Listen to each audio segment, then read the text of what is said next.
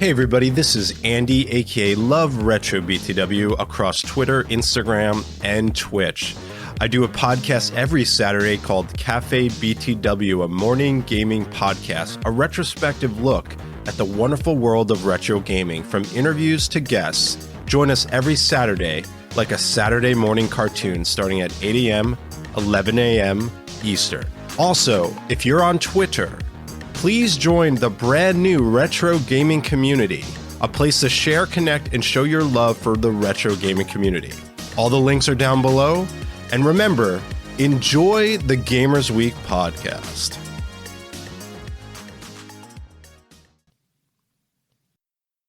Coming up on Gamers Week podcast. Have you cleared a level yet? No. Okay, get ready for the best feeling of your life. I don't care what life experiences you've had to this point, but there's going to be a before you cleared a level and an after you cleared level point in your life. Blue, I know what your first tattoo needs to be then. The little vampire survivor sprite or something? Yeah, and then like level clear. And like the date and time that it happened. Yes, like exactly. Some people get those tattoos about their children being born. I'll get it about when I beat Vampire Survivors the first level.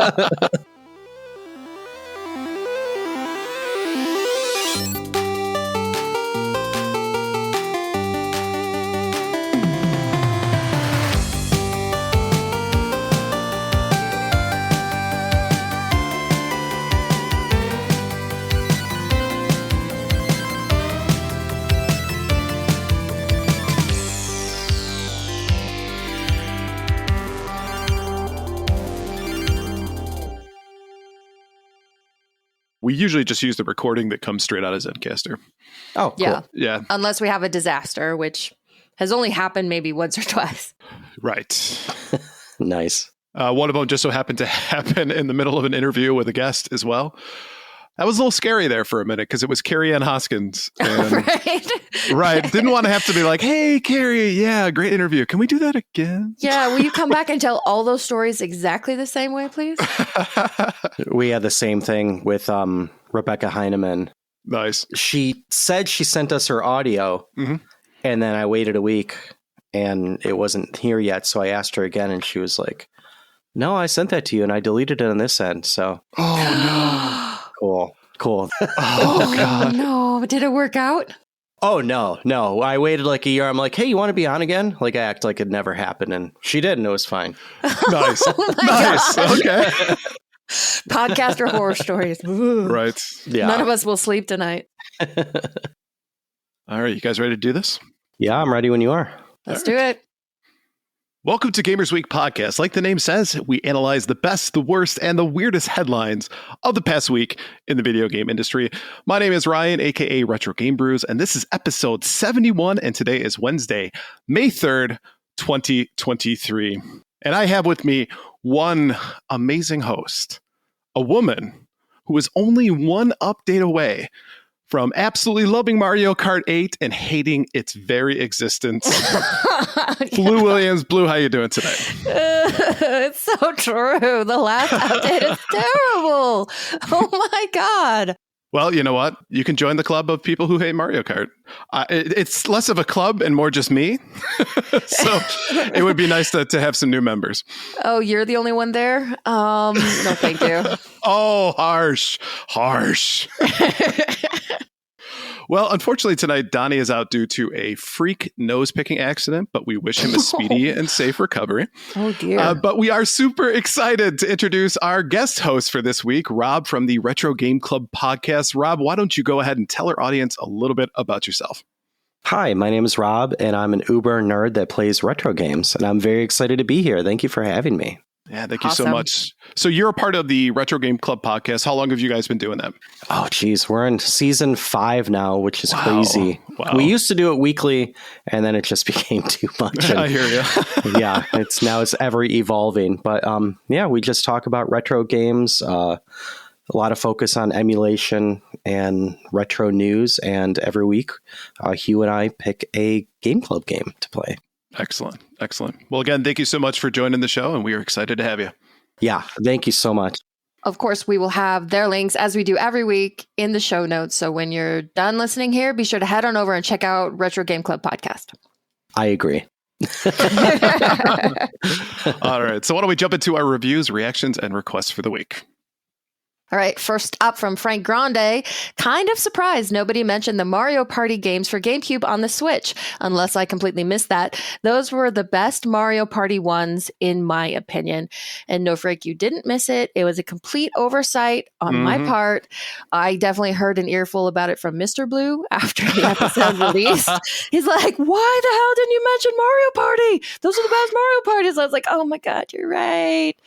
So mistakes were made. Mistakes were made. All right, next from J&L Game. Writer's View isn't real. I've been feeding AI all sorts of stuff. Sorry. Damn it, I knew it. That explains so much. On the plus side, that probably means that I don't really have to pay my student loans back, right? If I'm not real. I like your justification. Yeah. And next from Colonel Falcon.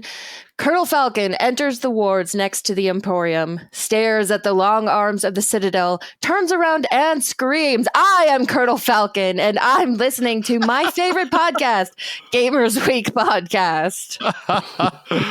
Colonel Falcon, that was awesome. Thank you so much for that. That made my day. Yes, when you're done with your fan fiction, let us know. We'll definitely read it. Absolutely. Absolutely. All right, and now it's time for the... This is Retro Game Brews presenting you with a very important poll. A poll so important we named it so as people sound up about their opinions of the gaming past. We've got nostalgia questions, opinion questions, questions about your gaming lifestyle, and much, much more. We've only got 4 slots for suggestions to choose from. That's why we include others, so please don't be offended if your favorite game wasn't one of the picks. You can still let us know your thoughts via comment, quote tweet, email, DM, Perrier pigeons, hot takes, cold takes, lukewarm takes, joke takes. We take all takes. The very important poll is brought to you by your friends at Gamers Week Podcast. Now let's enjoy the show. Wow. I assume that you just read that live just now. Could we get another take of that? Oh man, I deleted the script. I totally would too, because I only increased the speed by about 10%. So I was close. I was darn close. But, well done. The Micro Machines man, I am not. All right, so every Monday on Twitter, we post our VIP or very important poll. If you'd like to participate, follow us on Twitter at GamersWeekPC. This question of the week was, what is your favorite video game about history? Coming in third place was Assassin's Creed 2 with 21.6% of the vote. In second place was Age of Empires 2 with 26.1% of the vote. And winning it this week, with no surprise whatsoever, Oregon Trail wins it with 37.5% of the vote. And 13.8% of you said others. So let's take a look at some of the comments from the poll. So Dysentery won. Dysentery won, yes. So you're saying. What kind of world is this when dysentery wins? First up from Shadow DX, in an infinite multiverse, every video game is about history. But as for me, it's liberty or death. Touche, Shadow, touche. And Soft After says, because I love both Genesis and Super Nintendo and PC versions, where in the world is Carmen Sandiego and where in time is Carmen Sandiego? Great general knowledge, a lot of globe hopping, fun, and very family friendly. Love that show. And Jay Bowden says, Darkest of Days has the most accurate depiction of the American Civil War until you get a P90 and mow down the Rebs. Love this game, and what a unique concept. ARJ and in CRJ. Arjen in charge. Arj and in charge. Wow, that is a great handle. I'm now jealous that I didn't think of it, and that I didn't know how to pronounce it. Awesome. Great stuff.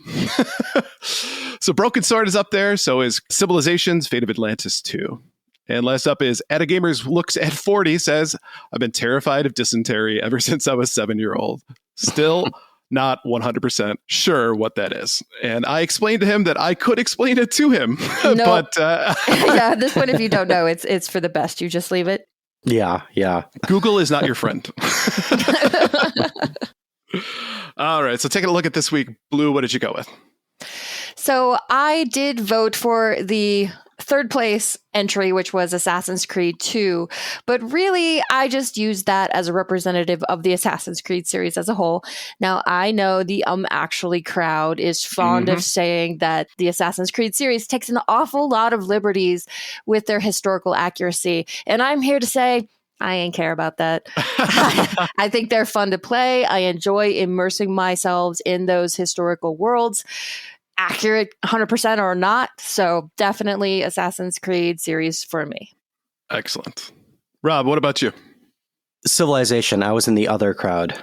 In the first Civilization, there's that intro that shows how the Earth was even made, everything before history. So they kind of tie it all together, like prehistory, and then you create the rest of history. So is Civilization a game that you got into back in the day, or is that something that you recently got into? Oh, I've been into that since Civ 1. And I when I bought it, I was like, oh man, I think I bought a boring game. And then I came back to it like a week later. I was like, I'm young. This is my, mowing grass money that I spent. I need to work through this. And it ended up being one of my all-time favorites.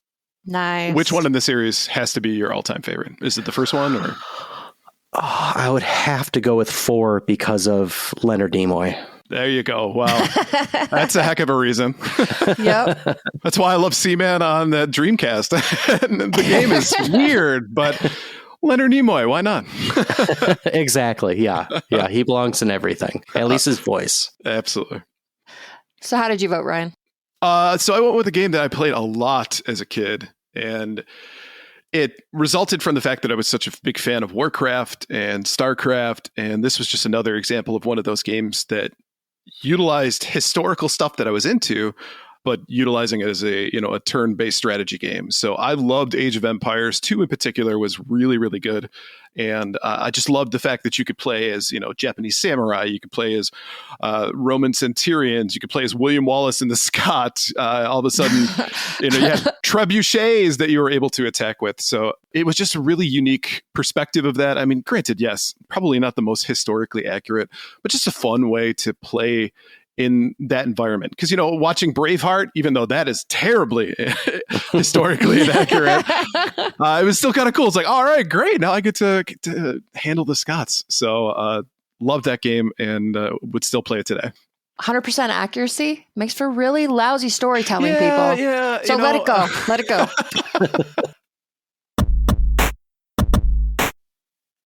All right. So why don't we go ahead and shout out our patrons for this week? We couldn't do what we do without the help of our gorgeous patrons. Here are the generous folks supporting Gamers Week on Patreon. And yes, we have a new patron to announce. A big thank you and welcome to Michael LeKite. They'll be joining Emo-esque, Bill Tucker, The Real Retro Game Brews, Fruitcake's #1 Stan, Ducks with Thick Thighs, Samus's Pronouns, Guy 3Brush, Pepperoni Hugspot, Eternal Snarkness, Sanity Crypto's Requiem, Wizard of Zardoz, Bobson Dugnut, Retro Blast Pat, Great Siaman 81, B&T Zilla Guy, Geek With That, Johnny Boombots, Crunchy Kong, Sheriff Snacks, Frank Grande, Love Retro BTW, Steven Sand, Ramboski, Terry Kinnair, Ducks in Disguise, Jim and Colleen, Games with Coffee, Hybrid Divide, You Fall Before Me, Davey PGH, The Red Ox PDX Family, including Shannon and Luke, Zach Huge Thanks, #1 Blue Sick Voice Fan, Random Retro Dude, Princess Kitty Mew Mew, Rai Rai's Secret Best Friend, Mega Retro Man, and Gamatroid.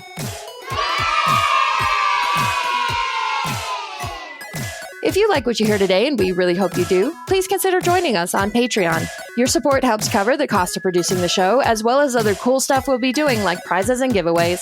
You'll also gain access to our weekly patron-only bonus cast called Gamers Week Uncut, Patrons with Benefits. Visit patreon.com/gamersweek or follow the link in the show notes to learn more. All right, so why don't we go ahead and jump into our headlines for the week? Our headline segment is proudly sponsored by the Retro Game Club podcast. I've heard of this. Yeah. What? They sound pretty cool. They're nerds. Well, what I've been told is that it's a fantastic family-friendly retro gaming podcast, and you can visit them at retrogameclub.net or follow the link in the show notes. Rob, what's going on the show this week? Oh, man. Well, this show is going to be, we didn't have time to record one, so we're doing another, this will be, the 5th in a series of, we've watched video game TV shows from the 80s and 90s. And so I think the next one is going to be Bad Influence from the UK. There's 2 from the UK, and one was the best and one was the worst. Well, I'll just leave it at that. Gotcha. Nice. You guys doing these deep dives into these gaming shows, it's been funny because you're doing a lot of international shows, seems like, that we haven't really heard of. Right. Yeah, I mean, a lot of them I haven't either until I discovered, have you heard of on Twitch, what is it called? That Old Computer Show? What is it called? If it's Fat Old Computer Show, I'm definitely checking it out just by the name alone. It's called Old Timey Computer Show. Oh, there we go. And all it is on Twitch, this guy gets a bunch of videos from archive.org and places like that. And it's a bunch of like the Computer Chronicles that would have been played at like Toys R Us and stuff like that. And then all these old TV shows too. So the ones we never heard of, I found on there actually. Because it's kind of what I have on in the background while I'm working during the day. Nice. So I highly recommend that Twitch channel. It's a good time. Nice. Well, again, we've got the links in the show notes, so definitely check out next episode. But yeah, we got some headlines here, right? We do. All right. Well, from Forbes, 9 million people have watched the full Super Mario Brothers movie illegally posted on Twitter. If you're wondering what getting rid of a vast majority of the Twitter staff, including most of the moderators, might do to a site, here's one bit of anarchy for you. The account at Vids That Go Hard, which has 1.1 million followers, posted the entirety of the Super Mario Brothers illegally on Twitter. Yes, the Super Mario Brothers movie that's still in the theaters, that just crossed the $1 billion mark at the box office.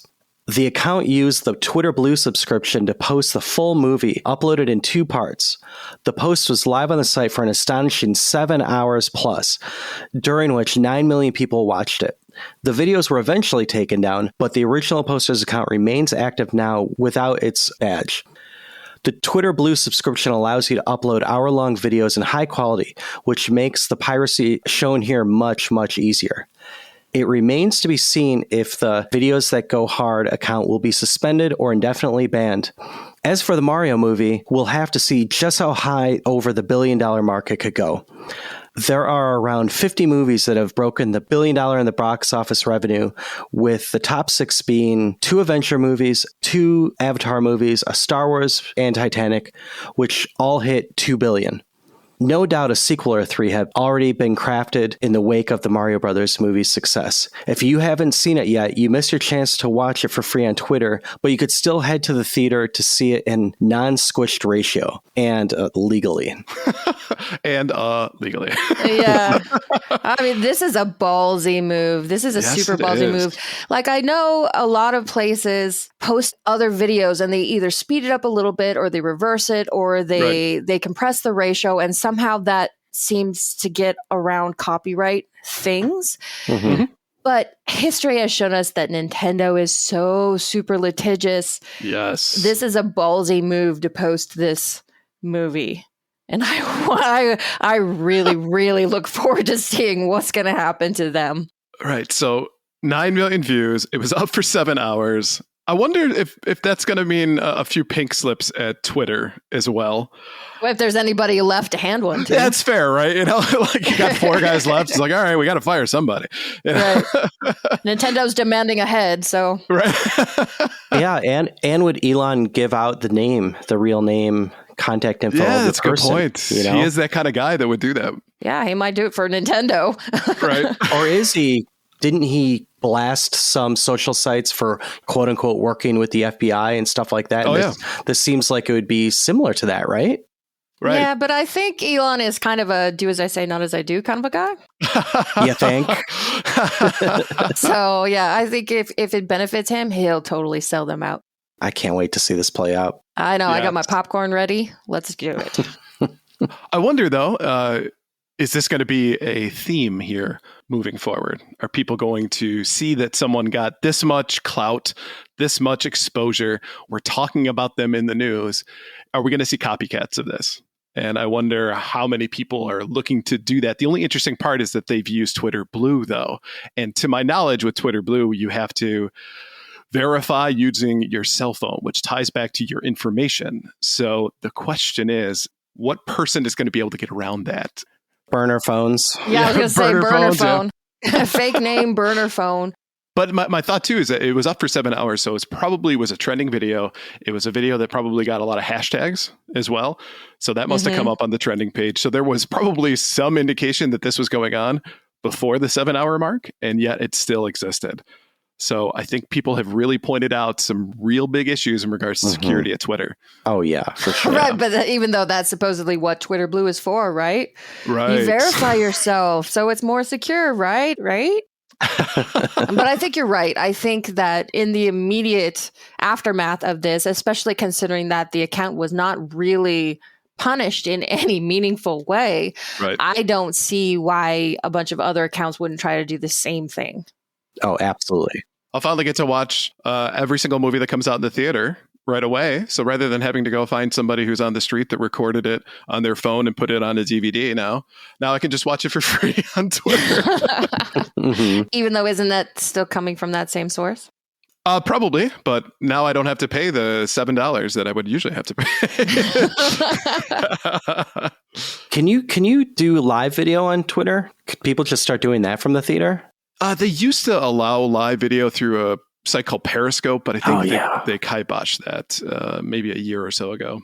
Because what I was doing at one point was I was kind of setting things up for some of the streams I was doing by doing like a pre-show on Twitter for 30 minutes to get people hyped to join. And that worked out really well because I was able to use like OBS and everything. It worked out fairly well. Then all of a sudden, I think I remember trying to go live on it. They were like, nope. We changed our mind. Right. All right, next up from GameSpot, PS5 exec doesn't want to see gaming's future dominated by live service games. Although PlayStation is in the midst of a big push into live service games, one executive with the company doesn't want to see the games industry become too homogenous. Speaking to The Guardian, PlayStation boss Shuhei Yoshida explained that the talent of game developers is what drives the industry forward, but he did admit that seeing the best-selling games list dominated by live service titles would be boring for him. The games industry will never cease to be a fun place. The industry keeps growing and growing, and I hope it keeps supporting and chasing creative ideas and people who try to work on new things. You don't want to see the top 10 games every year being almost the same, all games becoming service games, Yoshida said. That would be a bit boring for me. Sony has an ambitious goal to launch 12 live service games by 2025, and it recently acquired developer Firewalk Studios from its previous parent company, Probably Monsters, Inc. Firewalk has worked on Call of Duty, Destiny, Apex Legends, Halo, and other titles since it was formed in 2018. Sony says Firewalk will help it realize its live service goals alongside other studios working on these projects, including Bungie and Haven Interactive Studios. At the same time, Sony is still working on the prestige single-player games that helped define the PlayStation brand during the 2010s, essentially giving fans of PlayStation the option to have their cake and eat it as they're given more choices. Sony always has several projects in development, and as Yoshida explained in the interview, the company cancels so many games as it experiments with and then evaluates different concepts. That's the problem. They cancel the cool games. He just said it out loud, right? Said the quiet part out loud, right? Yeah. I will say, though, I agree with you, Mr. Yoshida. Having all games be service games in the future. Boring. That would be so incredibly boring. Obviously, these games are moneymakers, so that's why every studio is pumping out 100 of them every minute. So I get it. I get why companies are focused on that. But the thing that really has grown the video game industry has not necessarily been live service games. That's been something that has been a recent development. Yes, people enjoy them. People love them. They are great. But at the end of the day, that service is one marketplace and leaves the rest of us kind of sitting there desiring more. They should think of their games as like making an album, right? Yeah, you have okay. your one hit, your cash cow that you got to play at every stupid show, and all the fans go crazy and we hate it. And then you have the songs you actually love, the interesting ones. So just have your one service game. Or 12. Or 12. Yeah. Well, I mean, here's the thing is that, like you said, Brian, the live service games make money. Really, it's the small handful of the most successful live service games make so much, like absurd amounts of money that everybody is trying to get a piece of that pie. But I think the vast majority of live service games actually don't make money. So Sony is probably thinking that, well, if we can get one of these 12 to reach that echelon of top earning live service games, we'll be good to go. But I think what Yoshida is really doing here is throwing out some blanket reassurance for the population of gamers and probably the population of Sony fans specifically who hate this threat towards live service games. Right. We probably count ourselves amongst that group in that we don't like live service games as a general rule. We like the classic immersive single player experience. And so here Yoshida's going, no, shh, you're okay. We're going to keep doing that too. Hush now, hush. Really, the company's going to do whatever makes money. Sure. So if more than one of these live service games, let's say they all go on to be super successful, but Sony puts out a bunch more Forspokens that aren't, that would, I think, drastically change the makeup of the company. And they probably would become a live service game company, at least for a while. And as far as you're concerned, would that make you feel like your purchase for a PS5 was worth it? No, I'm like, gosh darn it. I'm going to sell this and just get a bunch more Switches just because. Because you need one for in every color, right? I do. I really do need a Switch Lite in every color. And the PS5 is a darn expensive Roku device. It's just for streaming. So if I'm not going to play games on it, I don't need it. Do you guys play any service games, live service games? Not me, though Mr. Blue is way into Warzone. So like Fallout guys and Among Us. Fall Guys? Sorry, not Fallout guys. Yeah. Fall Guys, yes. Yeah, definitely. So I play those on occasion. I think those are fun for group settings, especially when we do things like, gaming nights with the patrons. Those definitely serve a purpose for that. We've done Rocket League, we've done Fall Guys, we've done Among Us, but it's not your primary though. Yeah, it's not my preference as far as things go. And a lot of times I end up playing them, months after they're popular because everybody else is playing them. So it's like, all right, I'll give it a shot. Yeah. Yep. What about you, Rob? Do you like live service games? No, I'm more of a, and this is to quote Hugh, more of a mono offline player, but I do like Splatoon a lot. I'll pick that up like every 2 weeks. I'll play a few hours of that. And, every time a new one comes out, which has only been twice since the first one, I'll play it straight for like 3 weeks. But I don't even know if that would be considered because they don't take any microtransactions or anything. Right. And you pay for it up front as opposed to as you go along for Yep. season passes or DLC or whatever is, a bunch of skins, a bunch of nonsense. But yeah, I'm glad that isn't listed as a live service game because I played that today. As far as we know, that's about the only game Ryan plays. Nice. That's awesome. Well, it's Splatfest this weekend, so I gotta get some conch shells, get ready for Splatfest. Right. Is Vampire Survivors considered live service? Ooh, good question. Well, I don't think so because I paid for it. Yeah, can you buy skins and stuff? Oh, that would actually be kind of cool, wouldn't it? Here's where the conversation veers into hypocritical territory. Exactly. Yeah, exactly. Now I need for that to happen. No, that would totally ruin it, wouldn't it? Right. But we do have some Vampire Survivors news here. Yeah, I was going to say, good segue.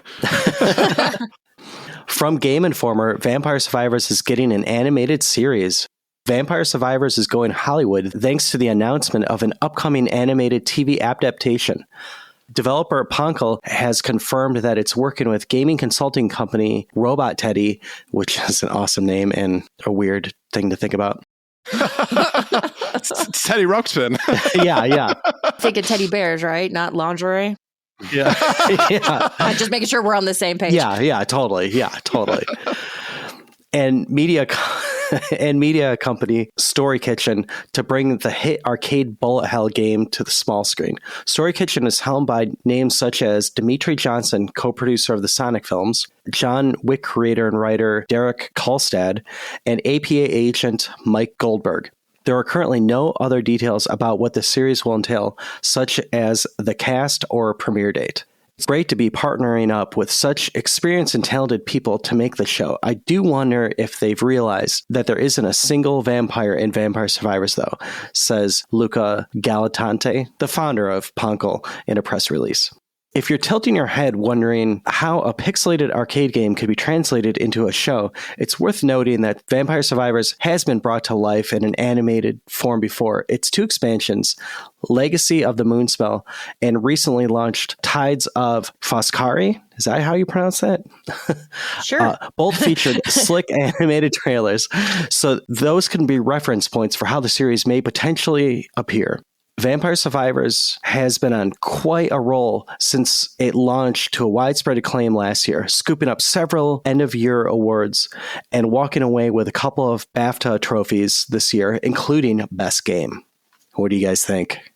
I'm going to leave this to Blue because she said that she needed to play this after we're done. So clearly she's got an opinion. I'll admit, I just downloaded it today in preparation for us recording tonight, and I played it for about 2 hours straight, and then I looked up and I was like, oh, we're going to go record. I have to turn this off. So it's super, super fun, super, super addicting. But I am amongst those people, I guess, tilting my head, wondering how this could be made into an animated series, because there's not much to the game, at least as far as I've been able to find so far. If there's a story, I don't know it yet. So yeah, before we recorded, we only briefly spoke about this. So I thought that you had been playing for a while. So this just got interesting. So you're like 2 hours, into it. I'm fascinated right now. What's your favorite character to play? Like favorite weapon to main? I like the first character that they give you, and I don't remember their names, but the one with the whip. Name, but yeah. The whip I like, especially when you get it going both directions. That helps a heck of a lot. But then, like my favorite is the garlic. I freaking love the garlic because then you can just walk through like the hordes of bats, and they're all popping around you like popcorn. It's like yes, give me more of the little blue gems. Have you cleared a level yet? No. Okay, get ready for the best feeling of your life. I don't care what life experiences you've had to this point, but there's going to be a before you cleared a level and an after you cleared level point in your life. Interesting. I mean, I leveled my character up to like level 18. Is it amount of time before you pass a level, or you have to like accomplish something? Yeah, eventually it just fills up with monsters and stuff, and they just force you to die. Like death just comes for you, but you are just murdering so many monsters at that point that I think I was like floating above my body looking down, like an out-of-body experience when this happened the first time. Like, I don't know if my kids were talking to me or if my wife needed to, like at that point I was just in the game. It was amazing. Blue, I know what your first tattoo needs to be then. The little Vampire Survivor sprite or something? Yeah, and then like level clear. And like the date and time that it happened. Yes, like exactly. Some people get those tattoos about their children being born. I'll get it about when I beat Vampire Survivors the first level. Yeah, I can't wait. I cannot wait. You need to talk about this when it happens. Because the game itself, right? To correct me if I'm wrong, the game itself is like a mixture between a bullet hell and like what's Smash TV. Right. Yes. It's almost a reverse bullet hell where you become the hell eventually. Right. And I've probably only put like 10 hours into it, maybe 20 tops. Interesting. All right. So how far have you gotten then? I've probably cleared, or whatever the right term for when they just death comes and murders you. I've probably done like only 5 or 6 levels. But I think it's because the first, like I had so much fun doing that on the first one. I was like, I'm going to do that again. I want that feeling again. Need that dopamine. Yeah. And I realized that, people have been clued into this game and how cool it is for a while now. And I'm just now catching on. Like, I'm hip. I'm cool. But since you played it a little bit longer than me, what do you think about an animated adaptation of it? I think it'll be great. I think it'll be great. I think, the Sonic films are really like genuinely funny. So I think they're in good hands. John Wick, I'm one of the few people that I really like Keanu, but John Wick, I'm kind of take it or leave it kind of guy, but nothing wrong with it. So, but he has those 2 people working with him. I'm assuming this will end up on Netflix or something. You know, they did a great job with Castlevania, which that should not have been as good as it was. So for some reason, I'm hoping it's like that level. This game is practically Castlevania anyway, with all the different nods to it. Like the cover art is straight up Dracula. You get ground chicken instead of wall meat, you know, so there's definitely a lot of homage to Castlevania as it is. So if they just kind of went that general direction with an animated series, I would be so happy. Yeah, I hope this happens fast. I really want to see this. Fast, but yet also take your time and make it Right. Yeah, exactly. Yeah. And you know what? Like, even if it's not bad, I don't think it'll affect the game at all. I think people will be able to separate them. Right. Unless they make Vampire Survivors the movie the game. It worked so well with Street Fighter. So. Oh, well, Yeah. you never know. We are in the worst timeline. Yes. Anything could happen. All right, so why don't we go ahead and take a look at our top 3 new releases for the week. First up is Super Dungeon Maker, Switch and PC. Super Dungeon Maker is a creative pixel art dungeon editor inspired by the best 2D adventure games. Choose however many levels, enemies, secret rooms, traps, and items you want. Challenge your friends and the community to try to master your dungeon and play the countless dungeons of the community. Next up is Ravenlock, Xbox Series X and S, Xbox One, and PC. Upon entering a mystical mirror, Ravenlock is whisked away into a whimsical world plagued by the sinister darkness of a tyrannical queen. Destiny awaits all in an unforgivable and heartfelt adventure. Battle against fearsome beasts and formidable monsters using real-time combat. Meet curious creatures and help them with their troubles to fight back against the encroaching darkness. And lastly, Redfall, Xbox Series X and S, and PC. Redfall is an open-world first-person shooter from Arcane Austin, the award-winning team behind Prey and Dishonored. The island of Redfall, Massachusetts, is under siege by a legion of vampires who have blocked out the sun and cut the citizens off from the outside world. Explore the open world and immerse yourself in a deep story campaign as you unravel the mystery behind the vampire's appearance. So taking a look at these 3. Blue, what are you in for this week? Well, we're going to be talking about Redfall a lot here in a minute, so I'm not going to go too much into my thoughts on that now. But listeners of the show know I don't like shooters, so I'm going to go ahead and skip that one. As far as the other 2 go, the one I like the look of the most is Super Dungeon Maker with that pixel art style. I don't necessarily want to play it. Like, I don't like that part of Mario Maker. I don't like making my own levels, but I do like playing other people's levels. So I might pick it up later, like after it's been established and there's a lot of hopefully levels online available to play. Maybe something like that. Ravenlock looks like the gameplay would be most aligned with how I like to play. It looks like a action RPG. The graphics kind of give me a PS2 vibe. So it's not the prettiest game, at least from what I've seen, in my opinion. But of these 3, that's the one that I would go with. Very nice. Rob, what about you? I was going to go straight to Ravenlock. Also, I need to get that queen. She needs to be stopped. This sounds personal almost. Yeah. Like you said, we'll be talking about Redfall. I really don't get into games where you kind of build stuff yourself, you know. So, Super Dungeon Maker, probably not for me. Yeah, Ravenlock is the one. And I like PS2 graphics, so I do the retro podcast. So That's right. Ooh, PS2 is retro. Ouch. Yeah. Oh yeah. It hurt. Don't at me. What about you, Ryan? So Redfall, I'll do the same. I'll actually save my opinions for that one. Mine's a little bit more positive than I think people would expect, but nonetheless, we'll get to that. As far as Super Dungeon Maker, I tried back in the day to play RPG Maker, and when Mario Maker came out, I tried pretty intensely to try to make interesting levels, and it just never clicked with me.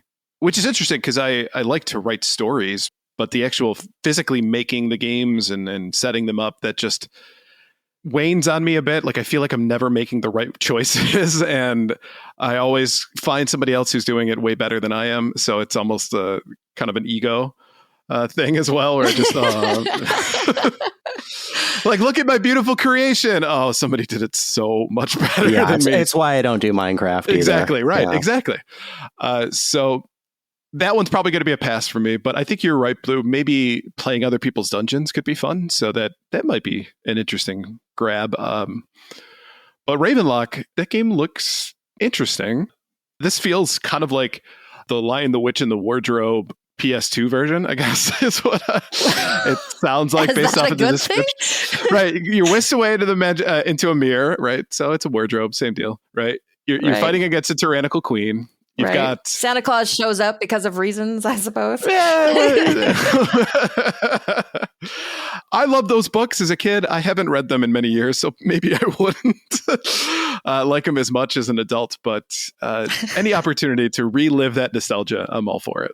And especially considering the graphics are at a time frame when gaming was something that I really enjoyed. Because it's retro. You know what this graphics really remind me of is this is going to be so random. This sounds so lame. It was locked to Google Stadia. It was the only game that was only on that system. Guilt? Yes, that's what it looks like to me, except a little Interesting. brighter. Huh. Well, Guilt is one that I've had my eye on for a while and waiting for the port of it to arrive elsewhere so I can try it. You don't want to go on and buy a Stadia?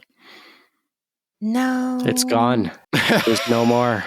Yeah, no. Shucks, I missed that Founders Edition. Darn it.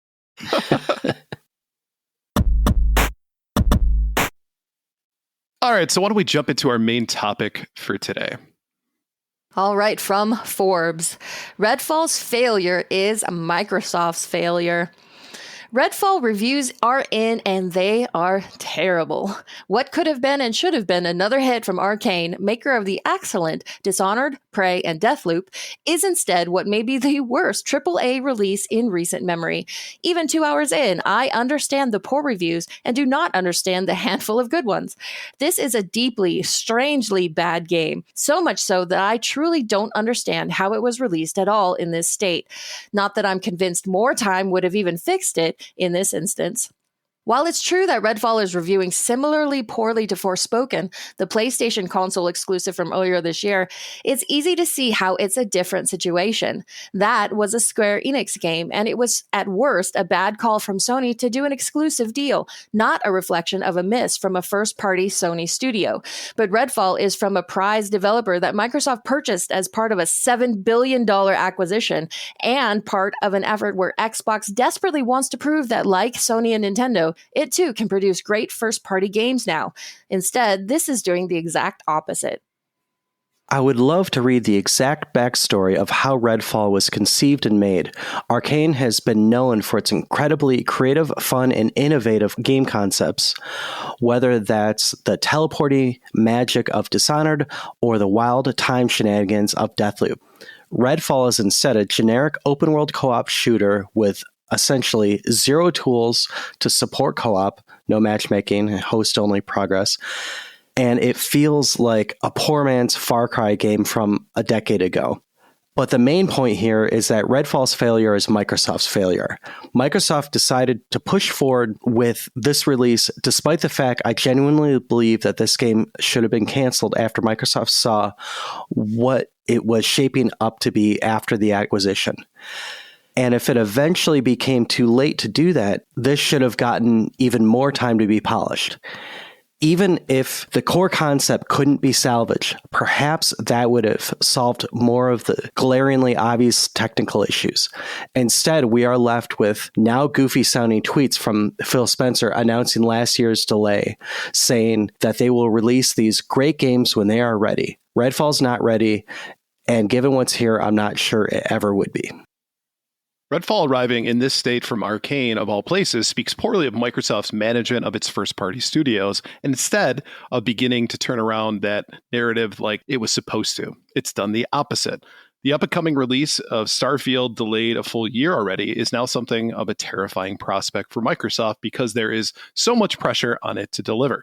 more than any release this generation so far, and I'd argue probably more than any announced release to come. It's a bigger deal than the return of Perfect Dark and Fable, I'd say. Since Starfield is a mainline game from Bethesda, you would expect something at least as successful as Fallout 3 or 4 or an Elder Scrolls title. But if Arcane dropped the ball this badly, who knows what might happen with Bethesda here, as nothing seems like a guarantee in the Microsoft era now. At a certain point, this all comes back to Microsoft, just Microsoft. Whatever they're doing, it's not working. We are over 2 years into a console generation, and Microsoft just has Flight Simulator and Forza and Hi-Fi Rush as its prize releases. Ouch. While Halo Infinite already misfired. An Arcane game should have been the layup, but instead it feels like they're being carted off the court in an ambulance. I don't know what Microsoft needs to do here because it's not clear what's going on behind the scenes to create messes of this scale, but it needs to be fixed. And now the weight of the world moves solely to Starfield. Wow.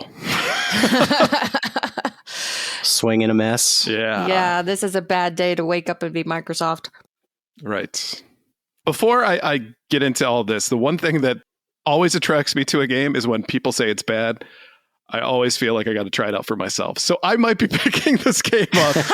Well, you were the one who's been saying all along that you were really, really looking forward to it. Yeah, I was, based off of just, some of the descriptions of the game and some of the trailers that have come out based on that. It looked good. It looked like it was something that was fun, but the description that we're hearing here, especially the fact that there is no online matchmaking and that only the host of a party, their progress is what's saved. That's like late 90s, early 2000s level of understanding when it comes to online games. Like that just doesn't make sense. That doesn't fly in the Warzone world. That does not fly at all. Exactly. That's so bad. Especially for a game that, as I understand it, co-op is a huge part of it. If you're not going to do the best part of the game right, then you don't have to do the game at all. And I think it's an interesting viewpoint of this is that, usually we would blame the studio, like Arcane, right? That's the one who pushed this out, just like we would blame Square Enix for their problems when it comes to a game. Balance Wonderworld. Balance Wonderworld. But the fact that, Microsoft took this over. They're the ones who decided to roll forward with the game, and they put no stops to it and decided not to change anything. You're right, does speak volumes about what's happening at that studio. The other question is this whole issue when it comes to the acquisition of Activision Blizzard having obviously some kind of effect on their ability to manage the rest of their stuff. I would imagine that's taking up a lot of their time. So the rest of their company fails while they're trying to get this $6.8 billion deal to work out. It's like trying to save the roof when the foundation's on fire. Yeah, I mean, Game Pass is just amazing. I think somebody who's just starting out a game collection might just start there, Absolutely. So that is probably holding them up, and they probably think we're eventually going to have all these great new titles for it that'll keep people here, but that's, like you said, it's not happening. Although Hi-Fi Rush is my game of the year. I want to write a dissertation about that game. It's incredible. I wonder if this was a boardroom decision of this game either needs to be canceled or we just need to release it and deal with the fallout and just get some money back. Yeah, I mean, like the article says, we don't know what's going on behind the scenes, so it's hard to say. It's entirely possible that Microsoft said, well, Arcane is normally a great studio and their games are really celebrated. Dishonored, Prey, Deathloop have all done really well. And so this game seems iffy, but we're going to go ahead and trust them. And then it didn't work out. That could have happened. Or it could have been Arcane saying it ain't ready. And Microsoft saying, well, we've got exactly 2 games coming out this year that people are excited about, despite the fact that we have 23 first-party studios. We've got 2 games coming out that people are excited about that are going to make it worth buying our console for exclusives. So even if it's not ready, we got to get it out. I haven't seen anything from the game. I haven't seen any gameplay. Didn't buy it, of course. So I don't know anything about this. I don't know if it's as bad as people say it is. And I think probably the 2 of you are the same. Yep. So we can't say for sure whether all the terrible reviews are accurate or not. But the impression that they're bad is really almost all that matters. It's a little bit of a cyberpunk thing. Was it as bad as people said it was? sometimes not, but the reputation that it was terrible followed it for a long time. And Cyberpunk had a hell of a lot more going for it than Redfall does. Right. So this really does bring up some big questions about Microsoft and their continued position, I guess, in the video game industry. Because if you've got 23 first-party studios and can't put out games, what are you even doing? Yeah, what is happening over there? It's like you have one job, do it. Have you guys played Hi-Fi Rush? I have not. No. No. Oh, it's so great. It is so great. I'd like to. I want it to come to Switch. It seems like the kind of game that should definitely be on Switch. But I mean, your point is well made, is that Microsoft needs these games to stay where they are. You know, Vampire Survivors is another one. It's not on any other consoles. It's on PC and it's on Xbox. I think it does say a lot when the biggest games on your console for the year are like a pair of indie games. Right. Yeah, is it time to go Sega and just be a studio? Well, no, because you can't release the games. That's the problem. Right. You have a great console. Like the Xbox Series X is a great console. Indeed. Yeah, just what do you play on it? Besides, exactly, you've got Game Pass, and Microsoft is kind of just existing on the strength of their library, their back library, but that's not going to last you forever. Well, the problem too with Game Pass is that we've learned that it doesn't make money for them either. So Right. even though people are paying $9 a pop, or they were talking about increasing that, it's still not generating any revenue of significant value for Microsoft. So they're floating on a loss leader. Right. Because I think we've talked about before that they had somewhere in the ballpark of like 25 million subscribers on Game Pass, but the install base was like 60 million.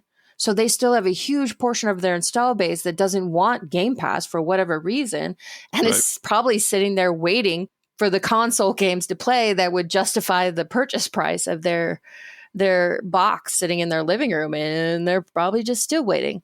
And so now, because Redfall has debuted like this, it kind of makes you wonder whether there's anything that Starfield can do at all. If Starfield arrives, and let's say it's perfect, let's say a miracle happens and Starfield arrives and it's absolutely perfect and it's everything that everybody hoped it would be, that gives Microsoft one game. Yeah. And if you're not into that kind of game, then who cares? There are a lot of people for whom Starfield is not going to be that game. Yeah, they need more. I mean, they know it. What do you even say? It's crazy. Indeed. And the question that I would say is then if Starfield doesn't work out and they're unable to get one of those system seller games available, do you think Microsoft survives this generation and goes on to the next one? Oh, yeah, totally. They have way too much money. That's fair. They could probably put out like 4 generations worth of failed stuff in a row before they'd start to worry. But well, they're on 2 right now, right? Because the Xbox One was didn't quite have the impact. Yeah, that brought up the bottom of the sales charts of the last gen for sure. Right. Yeah, I think they have one more failed generation before difficult conversations start. So they just need to make a hybrid. Well, and like Rob said, it's not the hardware fault. The hardware, it's great hardware. Right. Where are the games though? Yeah. And that's why they're buying everyone and their mother. But even that isn't turning out to be a fruitful endeavor. Right. In a weird way, I would say that Redfall's failure adds a lot of weight to Sony's argument that they may make Call of Duty exclusive, even though Microsoft is swearing up and down that they won't and inking all these deals all over the place to make sure it doesn't stay exclusive. They may eventually come to the realization that, you know what, we don't have any games, so we better keep Call of Duty for ourselves. Well, they say for 10 years, and that would be like in the next console cycle. Right. So if it was still a flopped console during that cycle, they'd be like, well, the next Call of Duty's only here. So, see you in a little bit. And think about all the people that would flock to a game if they waited a couple extra years to release a Call of Duty game. Oh, yeah, for sure. Absence makes the heart grow fonder, right? I don't know. With Call of Duty, you don't know because they come out every year. So that's never been tested. Right. That's fair.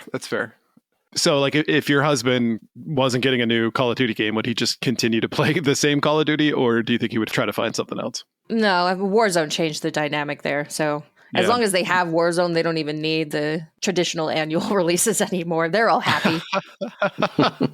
So there's your answer right there. They'll just keep updating Warzone for the next 10 years. And then when it's time, exclusivity comes into play. Boom, come buy our console. Yep, Warzone high-res pack on Xbox 2 or whatever.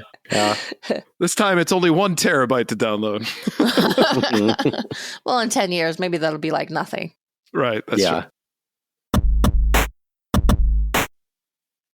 All right, so before we move on, let's take a quick break to talk about our sponsor. This segment is proudly sponsored by the Leadus Podcast. It's a show where 3 friends and occasional guests play games about video games, including trivia, game show games, and more. Here is this week's trivia question. In Pokemon Red and Blue, you find them on the ground in the Safari Zone. In the Outer Worlds, you have to dig them up from the ground. What unique inventory item are we talking about? Tune into the Leadus Podcast this Wednesday to hear the answer. You'll find the Leadus on your favorite podcast platform. We'll also have their links in the show notes. So what do you think? I actually know this answer because I played Pokemon Blue a few years ago. Interesting. So I actually did as well. So Rob, we're going to ask you to guess. I have never played a Pokemon game before. Ooh, hot take. And oh yeah, for sure. Yeah, I was kind of too old for it, but I'm gonna, since we were talking about Vampire Survivor, I'm just gonna say redacted. Okay, yeah, it's a good guess. Good guess. So Blue, what do you think the answer is? The correct answer is redacted. Very good. wow. Which is a weird ass inventory item, but okay. Exactly. And I had the same logic as you because I had played Red and Blue a lot as a kid, and I knew it was in the Safari Zone. I know you got to take it back to that guy in Fuchsia. He gives you a HM4, if I remember right.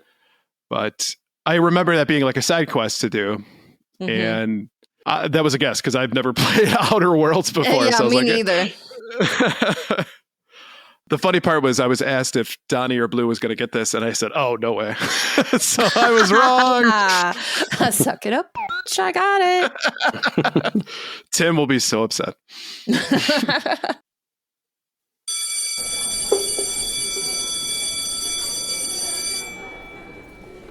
All right, thank you for coming, students. Please take your seats. Welcome back to Professor Ryebread's Gaming History 101. And in today's lesson, with the 5-year anniversary of Nintendo Labo happening in late April of this year, we'll be talking about the history of toys-to-life peripherals in video games. Because nerds don't grow up, they just get bigger toys. Truth. So the concept of toys to life have to do with the peripherals that help enhance the gaming experience with the use of action figures, figurines, add-ons, or toys. The distinction is a little difficult to separate it from pure controllers, but mostly it's considered to be something that can be played with in-game and out of game. So while Rob is often called a toy, technically Rob is just a robot-shaped controller. I take offense to all this. Now, I personally played a lot of Pew Pew sessions with my NES Zapper as a kid, but the long attached wire to it made it cumbersome and a little bit dangerous as a toy. The best toys are a little bit dangerous. Yeah, that's fair. That's fair. Lawn darts are great. So let's start with one of the first examples. It was actually something I covered in a past Gaming History 101 with VHS games. It's called Captain Power and the Soldiers of the Future from 1987. It was a VHS light gun game where the controller was a battery-powered military jet. Now, complete with an action figure that sat in the cockpit and would actually eject while playing the game if you got hit, essentially being the first video game that included an action figure to play when the TV was off. Now, Toys to Life wouldn't have another true entry until 1999. With Redbeard's Pirate Quest, it was a PC game that came with a plastic pirate ship that connected via the printer port, and players could interact with the game by placing pirate figurines on different places on the ship, getting different things to happen on the screen by moving and rotating them. Now, I ended up getting a little curious about this while doing research, so I went onto eBay. I went onto eBay. And I bought a complete box copy of this game. Wow. If you don't mind me asking, how much was that? It was under $50. Okay. So, yeah, not as bad as I was thinking. Yes. Well, when I saw the prices, like, oh, okay. I can pick that up. And it's interesting. So when I got the game or the box today, actually, I lifted it up and I expected it to be a lot heavier. And I'm thinking to myself, oh my God, it was only the box they shipped me. Oh my God, this is going to be bad. Like me having this fear that I didn't read the description, right? But sure enough, the whole thing's there. The CD's there. The only thing that's missing is the connector port to the printer, which I can find by just going to like fries.com or whatever. But kind of cool, to be honest with you. It's got all these little places where it like magnetizes to the ship, so all the little characters and stuff like click to it, and you can move the little buttons around and everything to get things to work on the screen. So not exactly probably the most fun gameplay because it's listed as 4 and up. So I'm not expecting it to be, Secret of Monkey Island, but still kind of a unique piece of gaming history to own. Now, the next one we're going to talk about is the Mattel Hyperscan from 2006. Now, this was a truly ambitious console that used collectible trading cards that would activate features and save data from the games.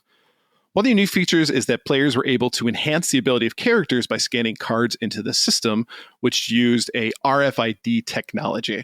Now, sadly, the console wasn't very popular, due mainly to the less than stellar gameplay, but interestingly enough, 4 out of the 5 games were licensed by big properties of the time, including X-Men, Spider-Man, Marvel Heroes, and Big Ten. And a 5th game called Interstellar Wrestling League was a clay fighter-esque fighting game. Now, 2 games that ended up being canceled were Nick Extreme Sports and Avatar: The Last Airbender. The console was only on the market for a year and sold an abysmal 10,000 units. Ouch. Yikes. Yeah. It looks kind of cool. It is cool, but it is really buggy. And half the time it doesn't read the cards. So it's got to work for people to buy it. Yeah. Now jump forward to 2011, and I'm willing to bet you can guess the next toy-to-life peripheral by Activision. Any guesses? Skylanders. Skylanders, Skylanders, but I didn't remember if that was Activision or not. Yeah, I didn't remember that it was Activision originally either, but yep, Activision Skylanders. Now, Skylanders games included a power portal, a device that plugged into the console that used near-field communication technology to input characters into the games. While the Hyperscan tried to do something similar, making their figurines/cards a separate purchase, Skylander was exponentially more popular, with over 582 Skylander figurines to collect.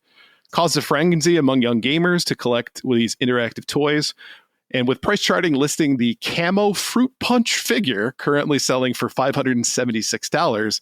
Jeez. Yeah, it has obviously created a collector's market. Now, one thing that hindered the series has to do with the limited number of games released. Only 7, with the final game, Ring of Heroes, released in late 2018. Seeing the success of Skylanders, Disney decided to throw their hat into the Toys to Life model, coming out with their own Disney Infinity series in 2013. Now, relying heavily on their IPs to help push sales, including classic Disney, Pixar, Marvel, and Star Wars characters. Very similar to Skylanders, and honestly, we wouldn't hold it against you if you confused them at any point in your life. But the main difference has to do with the characters, or what the characters did for the games. Infinity games were giant customizable sandbox games, helping players really use their imaginations. Each character had base moves and attacks, but included their own unique abilities. There were 3 playset modes released over a 2-year period that contained their own unique campaigns. Not just figurines, but there was also discs that could be placed on the Infinity base to activate skins and other in-game enhancements. And with over 346 figurines and discs, there's a lot to collect and play with. Now, lastly, we will cover Nintendo's foray into the Toys to Life market with induction of the Amiibo.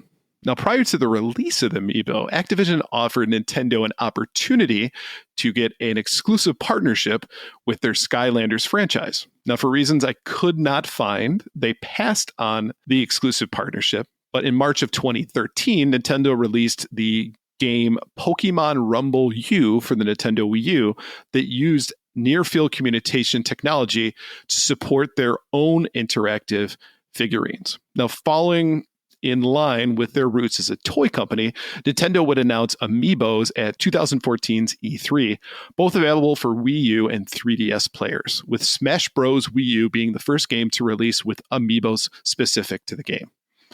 Now, tapping into the popularity of their first-party characters, they released figurines for many games throughout the next few years, including 12 games with specific amiibos being released. With the Switch coming out in 2017, amiibos would follow along with the new console. One gripe that many people had was that the Wii U amiibos were not universally compatible with the Switch games at launch, but that has since been addressed.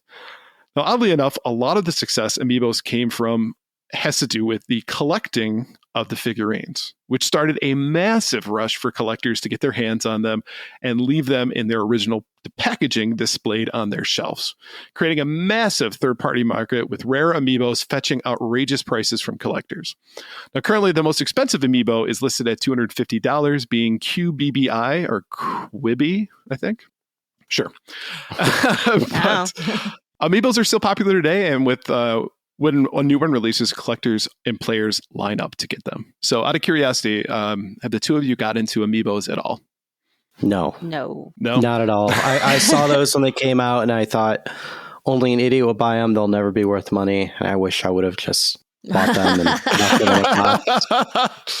It's funny how that goes, you know? Out of all of these, the only thing I really did play with only a few times was Captain Power. When I was like, man, I must have been in like fourth grade, something like that. No way, that's cool. Yeah. My buddy had it, and I thought it was cool for a little bit, but then after you play it like twice, it's the game is terrible. yeah. But the packaging is what sold that game. I mean, every kid wanted a fighter jet anyway. Oh, it plays video games? Sweet. Yeah, totally. And then I bought Starlink. Yep. That Star Fox game, which is kind of like that. And I bought the whole package just because I was like, oh, well, I mean, maybe it'll be worth money. I don't know. And I didn't play it with all the toy things because I was like, I just couldn't have my kids look at me while I'm playing with this thing, you know, and they're like, why are you playing with the toys? And and that was so boring. I felt like I was lied to. That was not a Star Fox game. I think many people share that sentiment. Yes. Well, to wrap things up for us, Toys to Life started off as actual toys and transferring into useful tools for players to access extra content. And players and collectors alike enjoy the unique pieces of technology, whether it's getting the skin you want for your squidlings in Splatoon or having a fun conversation piece to stack on your walls. It appears Toys to Life are here to stay.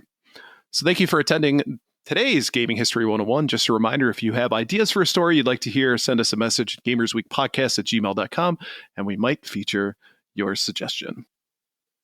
Well, that'll do it for us here at Gamers Week. So thank you for listening to episode 71 of Gamers Week Podcast, and a big thank you to the Retro Game Club Podcast, the latest podcast, and Love Retro BTW for sponsoring this episode. And don't forget to check out their links in the show notes. If you want to connect with Gamers Week, follow us at Twitter at GamersWeekPC. Email us at gamersweekpodcast@gmail.com. Watch us on Twitch at twitch.tv/GamersWeekPodcast. Visit our merch store at gamers-week-podcast.creator-spring.com. Or if you want to do the easy way, follow the link in the show notes. And join us on Patreon at patreon.com/GamersWeek. Finally, since you made it all the way to the end of the episode, please leave us a rating and a review to let us know how we did. We really value your feedback. And while you're there, consider subscribing on iTunes, Spotify, or your podcast platform of choice. And before we go, Rob, thank you so much for joining us this week. Yes, guys, thank you. Thanks for having me. This was so fun. I loved it. Awesome. Thank you again. Big fan. Rob, if people wanted to find you, where could they search for Retro Game Club Podcast? Just go to retrogameclubpodcast.net. That just, it's a generic site, but it has all our links there. You can find us on all the any place you listen to podcasts. It's audio only, so I don't think we're on YouTube. We might be. I don't know. We're audio only anyway, too. So, it's the old school way of podcasting. You guys are so retro. Well, everyone says, or not everyone, but we get a lot of people who are like, oh, I love our Gamers Week. It's such a great retro podcast. Like, well, some of it, sure. I mean, retro's more in your attitude than like... There you go. What you talk about. We have a retro attitude. It's a way of life. I like that. Yeah. I'm going to put that on my resume. All right, everybody, have a good night. Good night. Good night.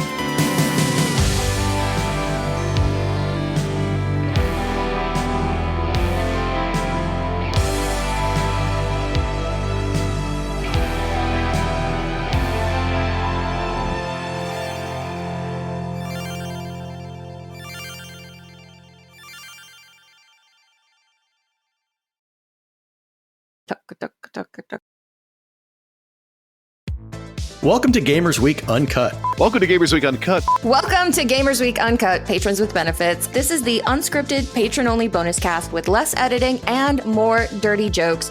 We don't know where the conversation will go, but we're sure it will be weird. This fish just went right on my nipple, and I'm just like, I Google Street Fighter 6. The first search result that comes up is people think they can see Ryu's in the Street Fighter 6 reveal. Listen up here, kids. You're not going to want to get one of those VDSTDs things, right? Make it fall off. When you go, grab a pro. You'll be doing it for America. that was perfect.